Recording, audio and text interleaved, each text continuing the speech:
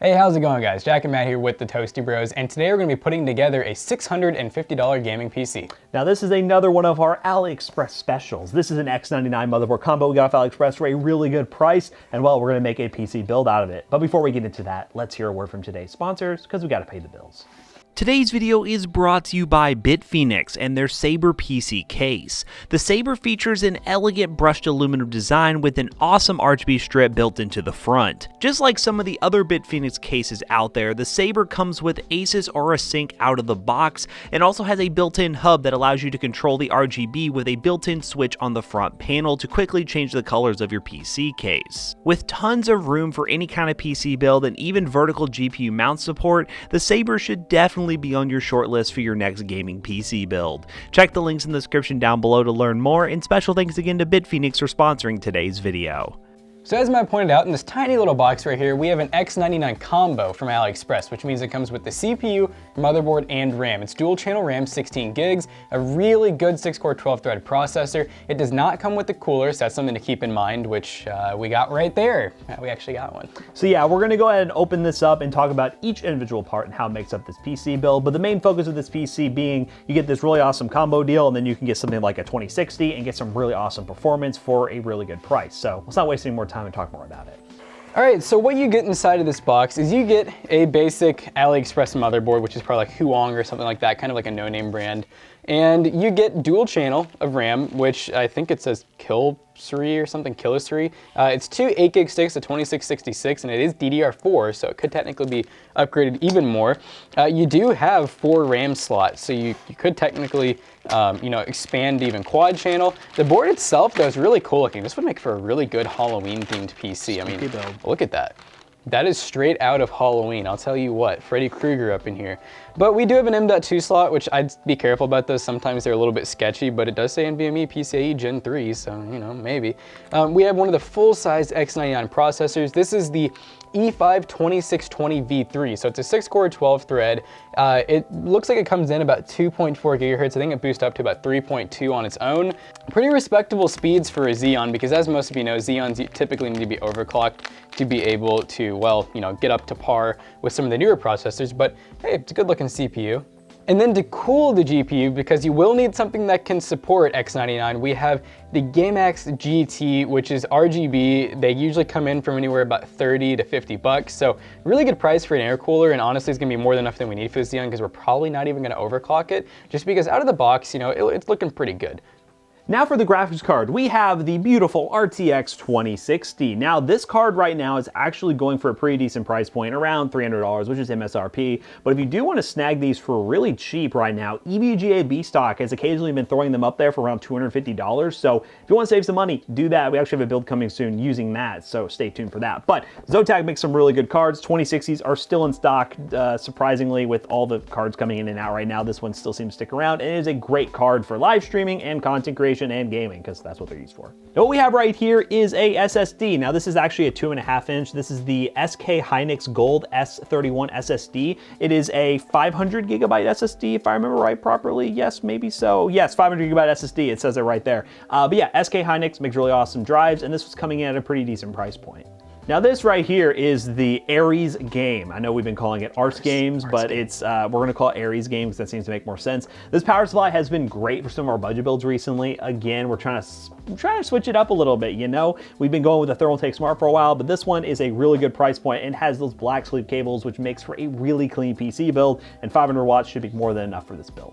And this case is actually what I've been excited to build in. This is the Lian Li Landcool 215. Now, one thing to keep in mind is we have a pre-production model here. You can see the logos on these fans. They're actually bigger than they're supposed to be. The model you will be getting comes with smaller logos, so if that's something you care about, just keep in mind they do not look like that. But it does come with these massive fans up front. They're RGB, has mesh up front for good airflow, and it comes with Lian Li's great build quality, so I expect this to be a really awesome and fun build. How about we just go ahead and put this thing together?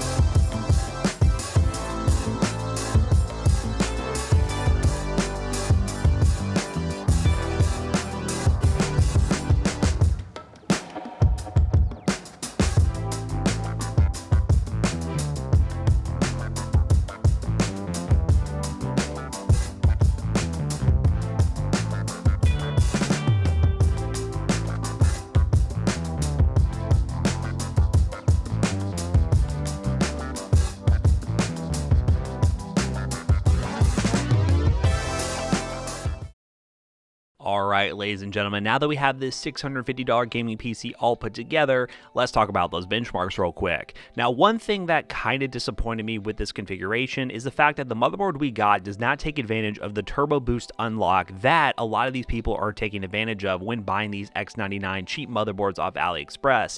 Therefore, this 2620 V3 is locked at 2.5 GHz, which is not great for a modern gaming CPU, but it did still perform decently in most games. For a $650 PC, you really cannot complain, and in games like Modern Warfare, Valorant, Fortnite, and Shadow of the Tomb Raider, this would make a pretty decent computer. First up with Modern Warfare on a mixture of medium-high settings, we got a little bit over 60 FPS, sometimes into the 90s depending on the situation.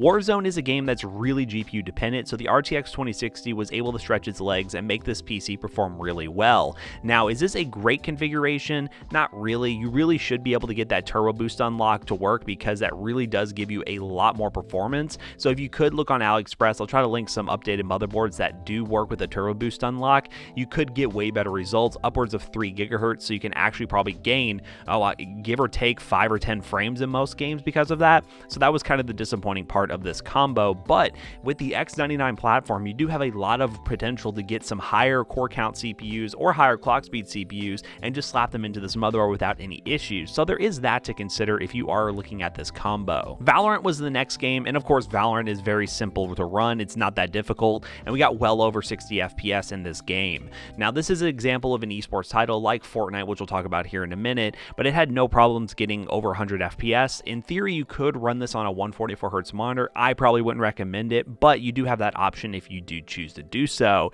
And the same goes for games like Fortnite getting well over 100 FPS. I'm getting really tired of these spooky game modes because I'm going to release this video past Halloween and you all are going to be like, oh god, you're stuck in the spooky game mode. Yeah, that's just going to be really annoying. But anyways, Fortnite does run pretty well at over 100 FPS. There are some stutters here and there, and that has to do with the clock speed of the CPU. And lastly, our AAA title of choice, Shadow of the Tomb Raider, which we got over 60 FPS, which is what you expect. The RTX 2060 is no slouch when it comes to GPU performance, so whatever CPU you really pair it with, it's going to do a good job playing games like Shadow of the Tomb Raider that require a lot of GPU horsepower. So overall, this combo is actually not that bad. Yes, I would really suggest you look for a motherboard that allows you to unlock Turbo Boost, which I've said 1,000 times at this point, so be sure to check the links in the description down below. But I mean, the 2620 V3 is still pretty decent, a 6-core 12-threaded CPU, and the fact that you're on the X99 platform, which has a wide range of weird engineering sample CPUs or just high core count CPUs that are becoming less and less, demanded right now, so you can actually get them for pretty cheap.